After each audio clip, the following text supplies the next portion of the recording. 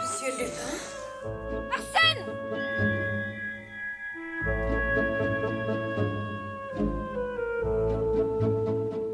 Ça s'est passé très simplement. J'ai relu Les Lupins, j'ai relu le premier, La Comtesse de Cagliostro, que j'avais lu il y a vraiment très longtemps. En le relisant, je me suis dit, il y a vraiment un film à faire avec cette histoire, parce que je trouve que ça présentait Arsène Lupin d'une manière plus originale, beaucoup plus rude et âpre que ne l'étaient les films qui avaient été tournés ou la série télé célèbre avec Georges Descrières. La manière dont le mythe Lupin était abordé dans les livres, je trouvais qu'on pouvait mieux l'exprimer aujourd'hui par le cinéma que ce que ça n'avait été fait par le passé.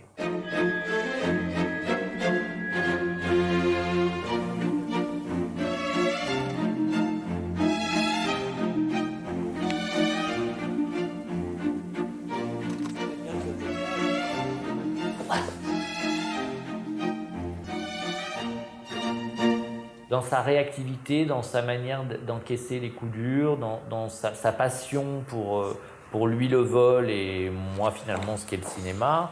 C'est un faux. Allez messieurs, dépêchons. Chandelier, vase, on enlève. Je comprends très bien ce personnage et c'est pour ça que je l'aime vraiment bien. Parce que voilà, et lui a trouvé sa voie, quoi. Voilà. Ce que j'aime et ce que je pense qu'on verra dans ce film, c'est que il est plein de contradictions. Il n'est pas tout blanc, il n'est pas tout noir. Vas-y doucement, Arsène c'est encore un enfant avec les trois, et puis on avance sur lui, sur Niki, il y a ton fils. Vas-y doucement avec ton père, t'as entendu ça? Vas-y doucement avec ton père. Je pense qu'on a traité assez la fêlure du personnage, parce qu'il perd sa mère jeune, son père l'élève mal, il le laisse à l'abandon, donc je pense que c'est un personnage qui est cassé au départ, on lui a volé quelque chose, et c'est pour ça qu'il est devenu voleur.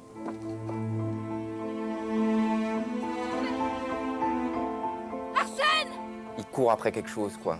Il a un manque, il a un vrai manque. Moi, je sais que je l'aime pour son côté noir aussi, quoi.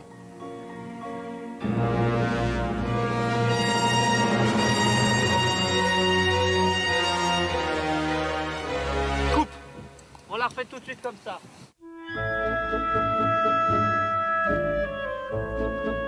En lisant les livres, il y avait des personnages que j'aimais vraiment et je voulais toujours respecter ce côté charnel et ce côté réel des personnages. Donc j'ai voulu aussi par la mise en scène et par la manière de filmer, me dire par moment, il faut prendre le temps, il faut faire des gros plans sur les gens, il faut sentir les visages, il faut sentir leurs émotions. Et puis l'action peut freiner un peu et reprendre, ne pas avoir peur de ça, quoi. Ce qui n'est pas forcément toujours facile à gérer à tous les niveaux, mais je pense que c'est ce qui pouvait faire que Lupin soit aussi quelque chose d'un peu différent.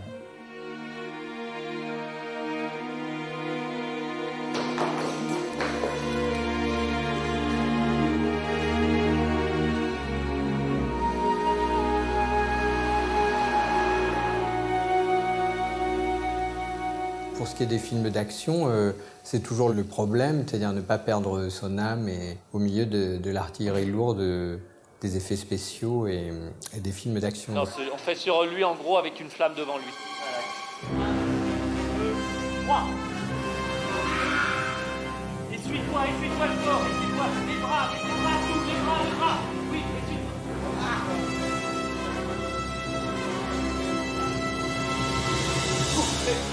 Merci. C'est vrai que c'est rare qu'on ait dépassé 8 prises. Il y a un côté comme ça, mais qui est bien aussi. Moi, j'aime bien quand c'est vivant. Enfin, Jean-Paul a cette qualité d'être dynamique, donc il nous tient tous et bon, ça tourne.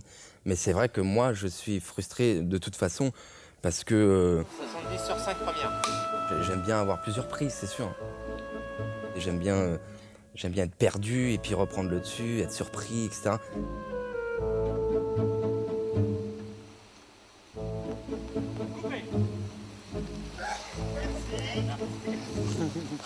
Ils sont mignons. Alors, bon. J'ai pas dit mon texte, j'étais troublé.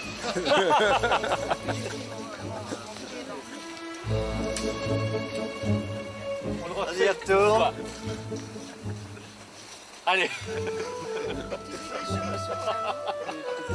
Je savais que j'avais pas le temps de laisser de choses au hasard.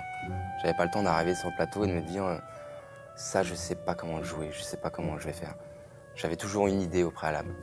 Et ça m'a aidé parce qu'on n'a pas le temps de tenter plusieurs choses, quoi. Tu vois le gamin et tu lui fais chute.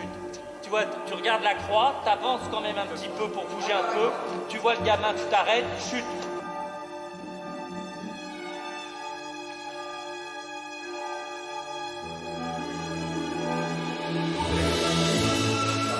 Tu vois l'argent. Et tu dis, tu vois la différence entre toi et moi. Tu vois qu'à cette barre, la différence entre toi et moi. Toi, tu veux l'embauche, et moi, je veux le temps de coffre. Et là, il revient, et là, elle fait ça. Et là, il voit le collier. Voilà.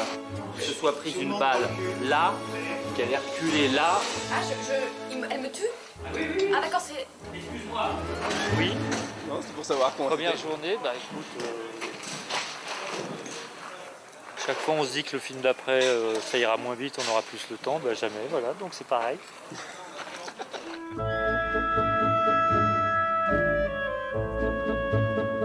Évidemment, il y a des films qui sont classiques et on s'attend à la distribution, et la distribution coule de source, je dirais. Là, c'est plus une envie de marier des acteurs et des actrices qui ne sont pas forcément... dont on ne pensait pas qu'ils pourraient un jour être de la même famille.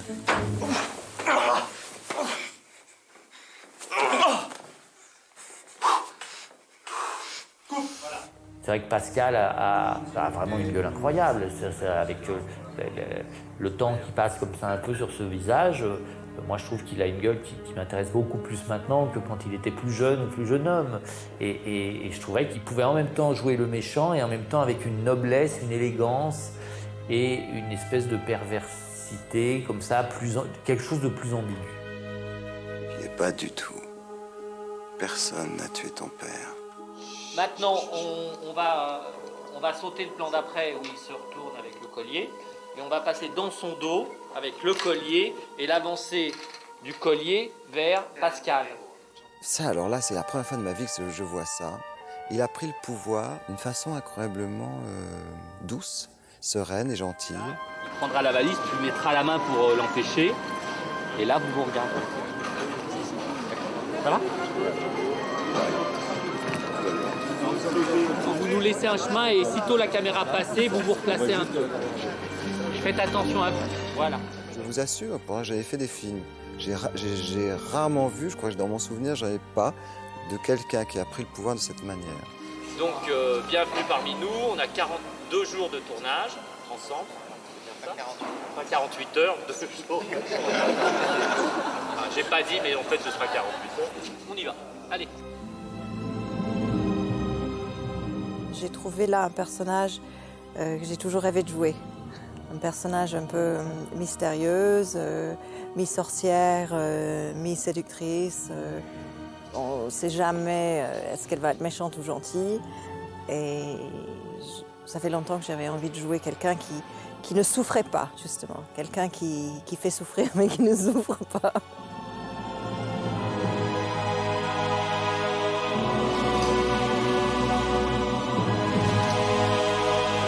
Et quelque chose me dit que ta voix et ton visage ne vont pas bien ensemble. Je m'amuse beaucoup à faire ce genre de scènes, les scènes de bagarre, les scènes de méchanceté pure. Mais on peut pas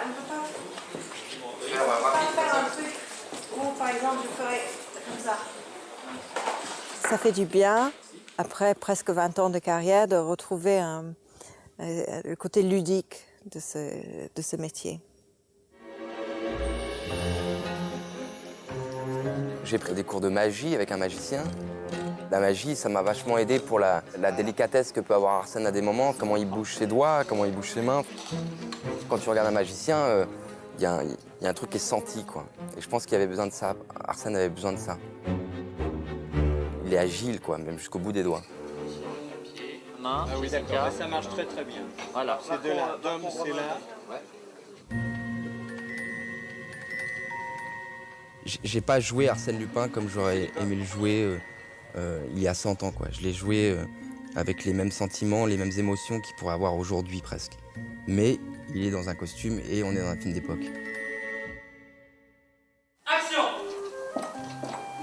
Non, je regrette, capitaine. Les visites sont terminées. Non, je regrette, capitaine. Les visites sont terminées. Les visites sont terminées. Donc c'est avec un peu d'autorité. Oui, oui, t'as un peu d'autorité et t'en as marre qu'on l'emmerde avec tous les gendarmes de la cuisine et tout le temps. Donc encore un gendarme, non. Et c'est quand t'entends le truc qui te fait des clics que tu t'arrêtes et que tu te retournes vers lui. J'ai senti qu'il fallait mieux traiter cette opposition entre le personnage vénéneux de la comtesse et le personnage plus solaire de Clarisse, de la jeune femme. Que c'était deux conceptions de l'amour différentes, une rassurante et une plus risquée. Prends ma photographie et fais en sorte de n'avoir jamais à rougir quand tu la regarderas. J'ai l'impression qu'elle représente sa conscience, un petit parcours un peu rangé comme ça, et on sent bien que ça l'attire, mais il y a autre chose qui l'attire. Il ne peut pas finir comme ça, Arsène, je pense.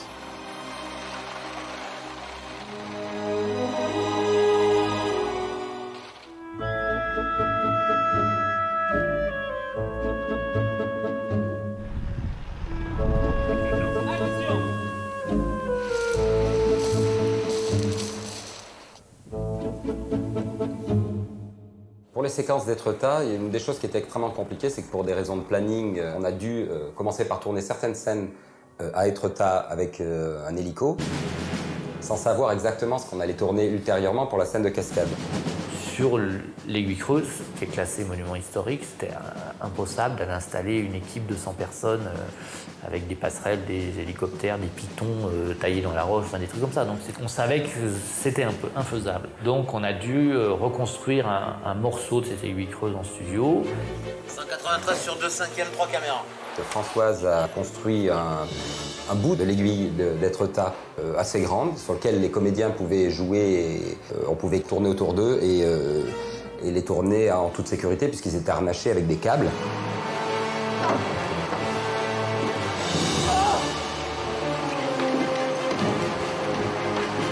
Donc il faut tourner en studio avec des fonds verts, des fonds bleus, etc. Le fond vert qui est là-bas en face. Ouais, mais... Et mettre le deuxième, voilà. Merci. Surtout aller bien dessous, Aurora. Tu as réussi tout ce que j'ai raté. Mais j'ai un avantage sur toi immense. Moi, je tue. Moi pas. Et donc le boulot ensuite, ça a été de reprendre les bouts qu'on tournait et de les positionner et de les matcher sur des scènes qui ont été tournées par hélicoptère avant, avec des techniques de 3D. Et après, le dernier travail, ça a été aussi d'enlever les câbles, les déformations de vêtements et tout ce genre de choses.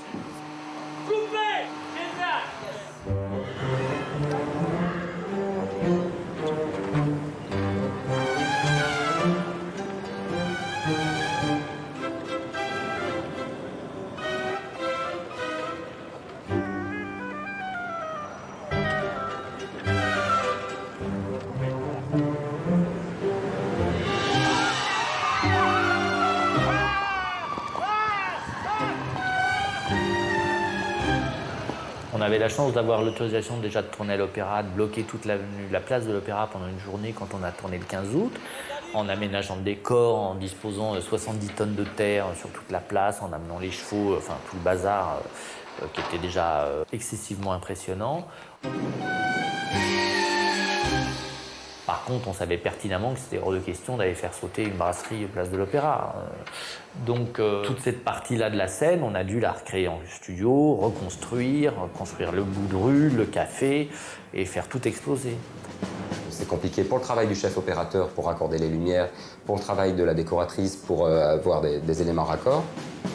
Et pour nous, pour matcher les deux au final, pour qu'on se retrouve avec l'étalonnage final, avec une séquence où on a l'impression de rester au même endroit, alors qu'on est dans deux univers totalement différents, évidemment.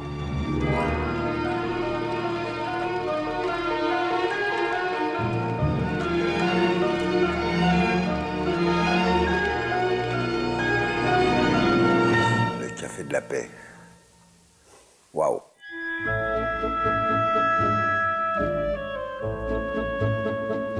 Alors là, c'est répétition un matin à 6h du matin, donc le jour d'avant le tournage.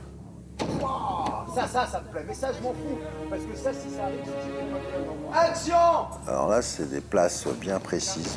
Ça me plaît, voilà, c'est celle-là, elle est bonne. C'est ça, exactement ça. C'est ça, voilà, tu vois. Tu sautes avec la chaise, et action, voilà, boum, tu pars avec la chaise. Comme ça, on te voit sortir avec la chaise qui se barre avec. Ça se monte comme un ballet. Donc de la protection, mais rien en tout cas apparent à l'écran, puisqu'on est tous sur des plans larges. Une fois que vous arrivez à terre, je veux pas voir le mec à terre et qui fait ça. Hein, ça pète et ça ne bouge plus quand ça arrive. Et là, c'était mon équipe, donc on se connaît par cœur. Donc la mise en place a été facile. On est poussé, on est un peu propulsé, mais pas, y a pas de brûlure, y a rien, quoi. C'est vraiment tête fraîche, quoi. Vous pouvez y aller tête fraîche. Par contre, effectivement, il m'a dit, ça pousse au cul. Par contre, le lendemain, on y a incrusté donc les médiums, les figurants, et là, tout le monde est en costume. Ouais, Cyril, t'es parti sur l'action. Action! Boum! On a répété pendant 4 ou 5 heures, jusqu'à ce que les gens aient bien leur place, donc sans les explosions, sans rien. L'explosion n'a eu lieu uniquement qu'à la prise. Même quand il y a action, en terrasse, ça discute. Vous, la figuration, vous continuez à vous balader jusqu'à ce que l'explosion intervienne, d'accord? Comme c'est une explosion intérieure extrêmement violente, c'est plus aussi jouer la déflagration, Ouais, les oreilles. gens qui deviennent sourds à un moment, les tympans qui pètent, enfin voilà. Donc il y avait un décompte qui va rester, je pense, dans les annales, le fameux 5, 4, 3, 2, 1, ça pète.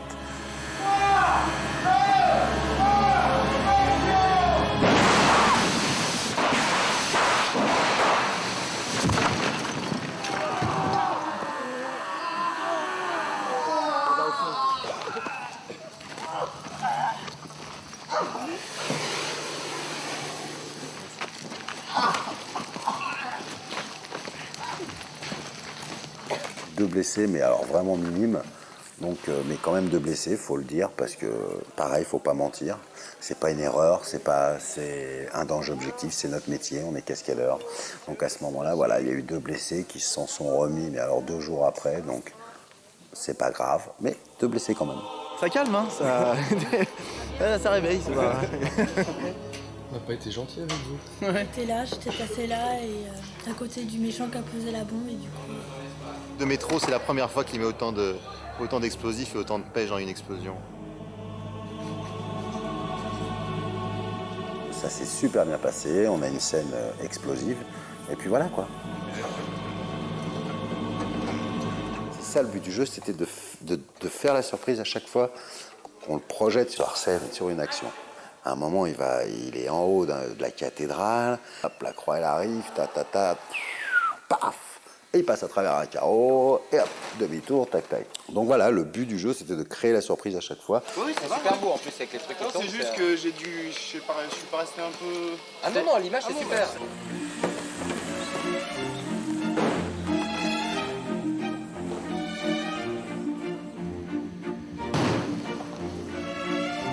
Ça a été vite. Alors, tu te mets sur la ligne, là, J'arrive pas à me ralentir dans la chute. Ah oui. Faut que tu ouvres les bras plus.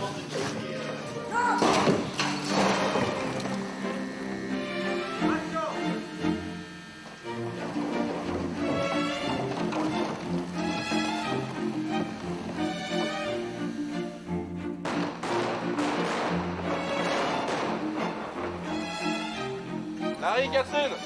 Ouais, super, c'est bon. Ça a été?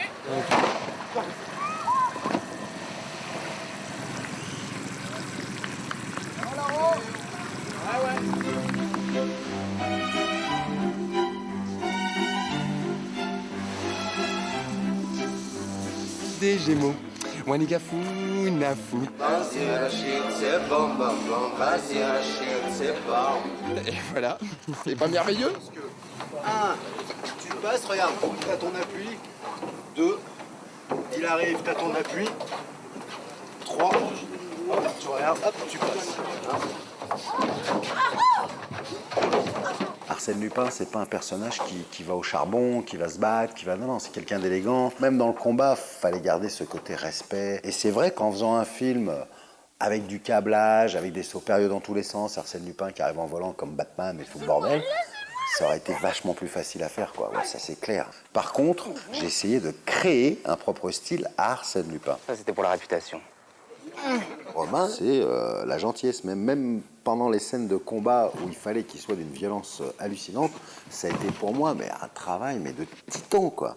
Pour rendre ce mec agressif, quoi. J'y arrivais pas. Le tympan, la mâchoire, les oreilles, tout vole. C'est-à-dire toi t'es la baffe du ciel. C'est pas je t'aime pas. C'est j'en ai marre de toi, tu lui pètes les cervicales avec. C'est-à-dire le mec quand il est par terre, il est putain, il a pris 2 baffes lui, le cow-boy. Tu tu vois. Voilà, il te fait mal, tu te tiens. Ah, boum. Ouais. D'accord. C'est bien ça. On privilégie la technique, mais en même temps, il ne faut pas que ça fasse non plus trop professionnel, trop court, trop démonstration. Et c'est étonnant à quel point c'est proche de peut-être une danse. Enfin, il y a vraiment la question-réponse, il y a le coup donné, et puis il y a le coup reçu. Il y a les deux à mêler, et c'est un dialogue, c'est un vrai dialogue avec le partenaire. Recule. Ça bouge.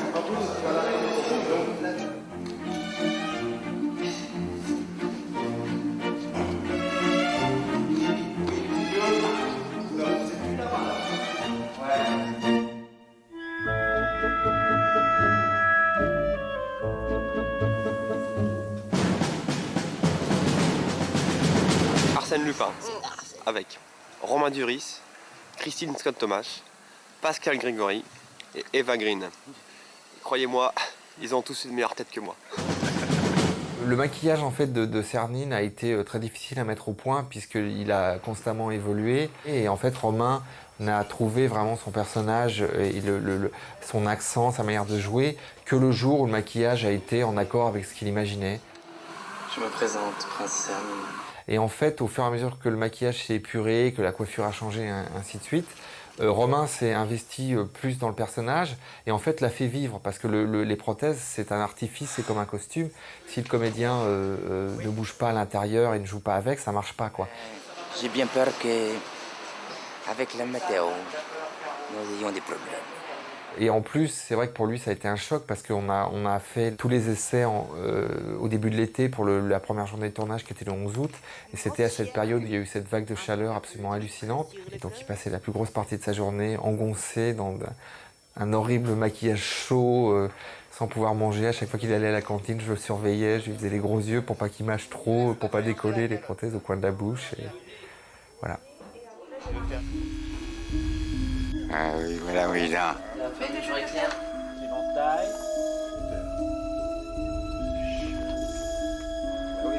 Oui. Rectus de bouger. Bien. Oui. Bas en haut. Ouais.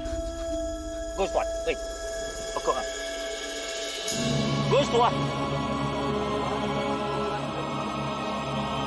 Voilà.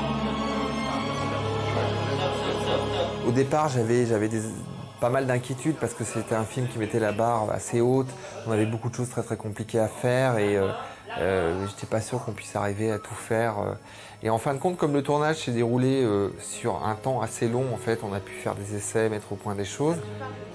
Et en fin de compte, Arsène Lupin était une expérience, je dirais, humaine, très très agréable. C'est-à-dire que j'étais ravi d'aller sur le plateau. Il y avait cette espèce d'esprit de famille, en fait, des tournages très très longs où finalement c'est comme un cousin éloigné qu'on voit toutes les 3 semaines. On se raconte notre vie entre-temps. Et donc c'était vraiment quelque chose de très très bien. C'est l'état dans lequel sera mon distributeur s'il sort pas bien le film. D'accord? T'as compris, Thierry?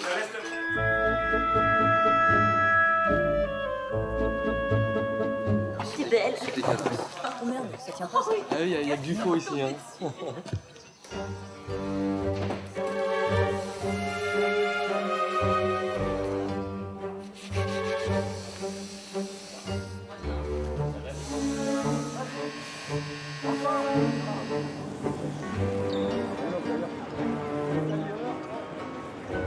Stéphane m'a fait un très beau cadeau de me confier les décors de ce film. Parce que c'est vrai que c'est un sujet vaste où il y a énormément de choses à faire, énormément de choses à concevoir, énormément d'idées à proposer, énormément de studios, énormément de décors naturels. Il y a une écriture à fournir à ce film. C'est un film où on a quand même été, du début à la fin, on a fait très attention à l'argent. C'est pas un film où on se dit c'est confortable. Il y a toujours eu un challenge de trouver la bonne équation entre l'envie qu'on a eu de faire les choses et le budget. J'ai bien peur que tu présumes de ta réputation, mon garçon. C'est un film d'époque, c'est vrai que quel que soit le décor choisi, il y a très peu de décors que tu peux livrer clé en main.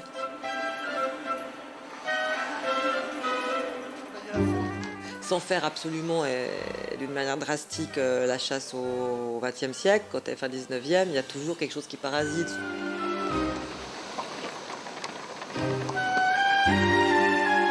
C'est un casse-tête, les salles de bal. Hein. Puis il fallait rester dans 50 km autour de Paris, et les châteaux, il n'y en a pas 50 000 non plus. Et on se retrouve toujours à Ferrières. qu'elle a la particularité d'avoir une géographie assez cinématographique. Bon, à part que cette salle de bal de Ferrières, on l'a vue 25 000 fois.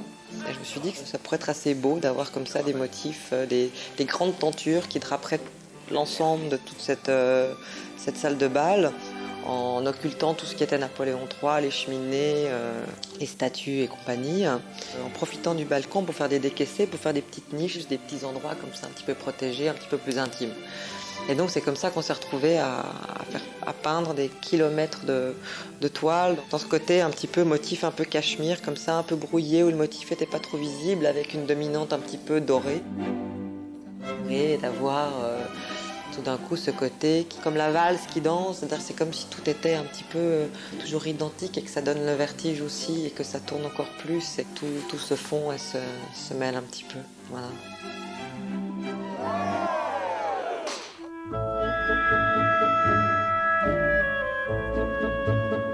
On voulait un petit peu qu'il soit un peu fantomatique ce bal. Donc on a pris le parti avec Françoise et Jean-Paul de faire que le bal serait noir et blanc au niveau des costumes. Et après beaucoup de bijoux en diamant. Et que la seule personne qui ne serait ni noire ni blanche, ça serait Christine.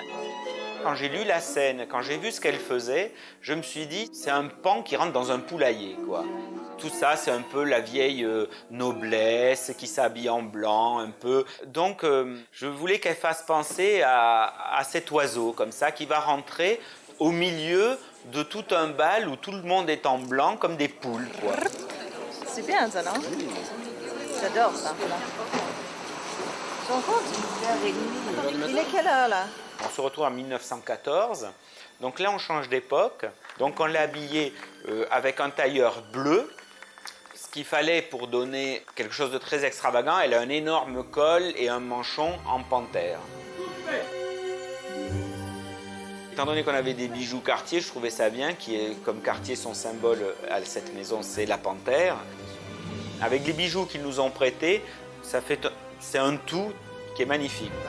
On a eu la maison Cartier qui s'est associée au film et en fait a fourni tous les bijoux pour le film. Alors ça, c'était une chance inouïe parce qu'ils nous ont prêté des bijoux de la collection art, c'est-à-dire des bijoux de collection. Laisse le point derrière, toi, ça c'est joli, d'accord? T'es prêt? Ouais. Christian, pas note le long encore, vas-y, encore. Par de là, Ça, c'est beau, top, ouais. bouge pas. Donc nous avions des bijoux 1900, 1920, 1910 et la collaboration a été vraiment exceptionnelle parce qu'ils se sont donnés à fond, c'est-à-dire qu'il n'y avait aucun interdit. On pouvait choisir dans ce qu'on voulait, ils nous proposaient des choses exceptionnelles. C'est des bijoux inestimables. On m'a volé mes bijoux!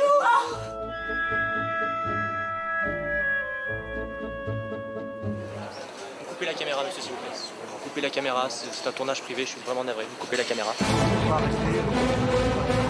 Attends madame et on y va.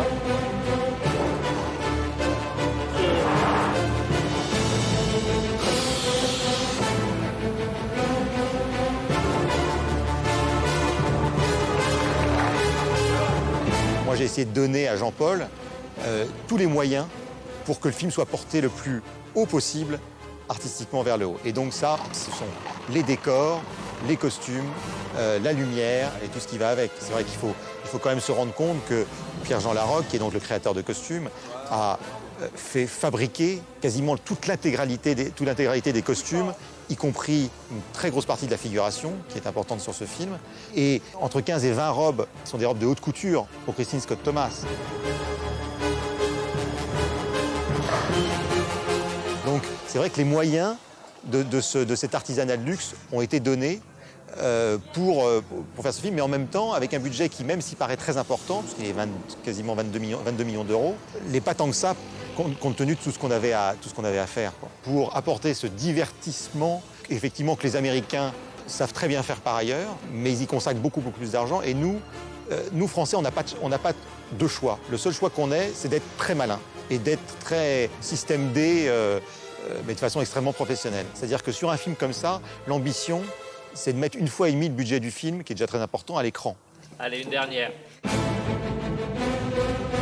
Tous les soirs, ce petit manège recommence. Le tableau, c'est un fou.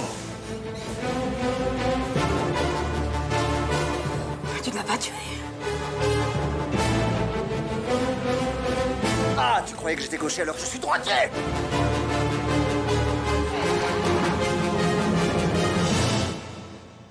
Bon, eh bien, c'est bon, c'est parfait.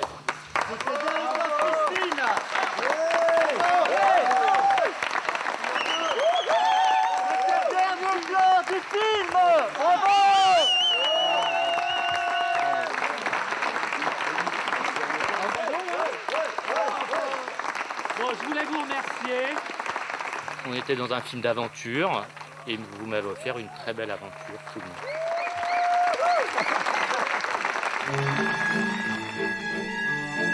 Il y a des jours comme ça où je trouve que franchement on fait un métier plutôt formidable. Voilà.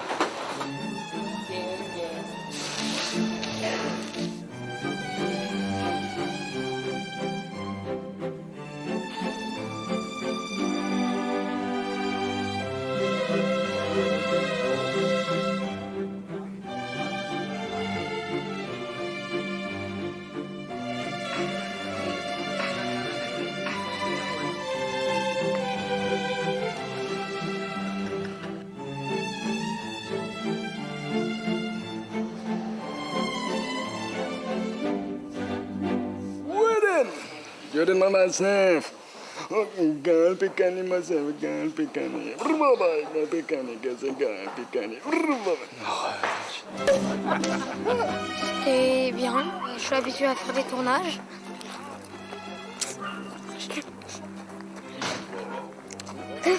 Qu'est-ce qui va te manquer le plus dans le tournage? L'équipe. L'équipe.